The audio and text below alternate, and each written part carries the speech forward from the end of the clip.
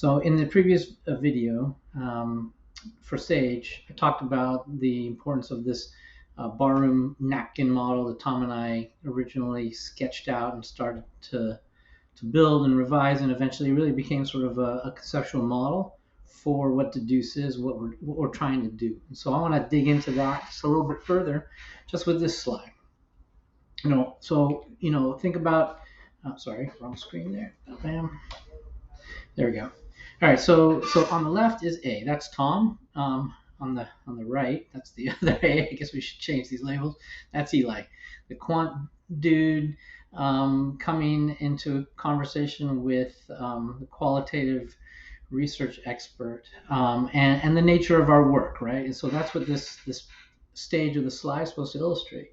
The nature of work, as I've come to understand it in this mixed methods world, is that it's an iterative process, right? So there's a flow from gathering your data, the raw qualitative data, whatever they are, identifying themes through some process, right? AI is all hot and helping us now in ways that we don't understand, and then we have our own traditional ways. We further develop these themes and codes into really understanding or developing a framework for understanding what's in our qualitative data, right? What is our code system going to be? What is going to become the outline for the story that we tell with these data? How are we going to organize the evidence? And then we go into the data, search, filter, extract, explore, revise our questions, and then we might spin right back up and go back into the field and collect more data, right? We could publish at this point in terms of our processing data and interpreting them in reports or whatever. And then on the other side of things, from a more traditional quant perspective, we tend to have clearer, straighter lines, unidirectional. We develop our hypotheses that are going to be, and we can document this very specifically in terms of our method, right?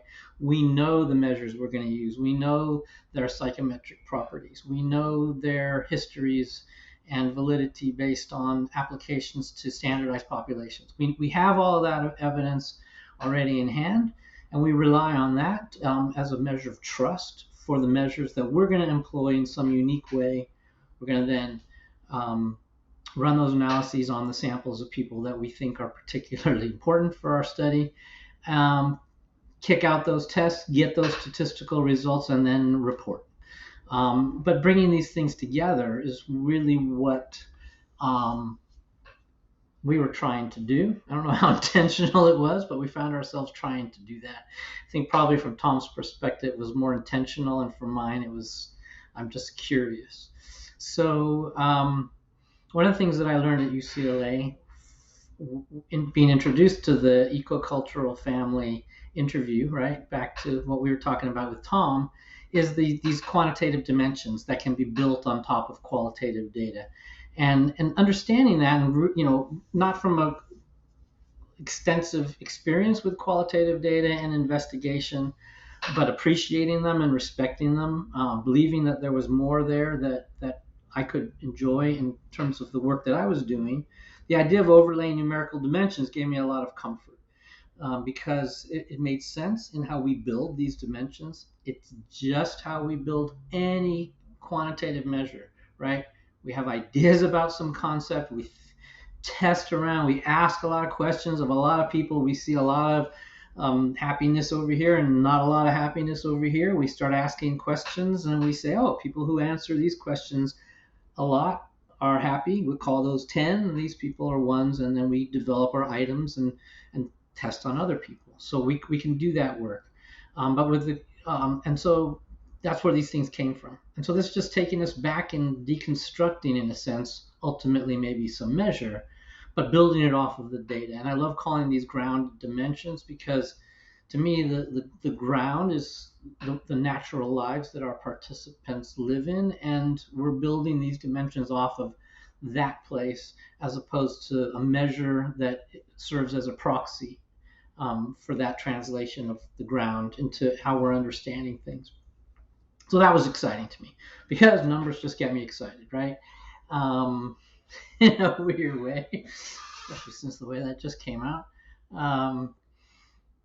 But it opened up a a lot of possibilities for things that we might do. And that was where Tom and I spent a lot of time thinking about, if we could transform data in this way or represent it in that way, could we answer new questions? Could we explore new areas of investigation and come up with more comprehensive answers to the questions that we were seeking, more contextualized, hopefully more sustainable solutions, and all of that. And so the connection of these things conceptually really became the foundation for what it is that we were trying to do mechanically in connecting data, right? How could we practically do that? And that wasn't as easy as it sounds, but conceptually, it's really not that complicated. Well, at least since we've been thinking and talking about it, it's not so complicated to me anymore. And hopefully, it's not that complicated to people who are actually trying to apply these models. What does get complicated is the extent to which our imagination could take advantage of these features, transform data, how wise and smart we are about doing that in the interest of the problems that we're trying to address. So that went a little bit sideways, but clearly these ideas have been floating in my head for a long time because they come out pretty comfortably, and so I'm just flashback Friday. See you next Friday, whenever that is.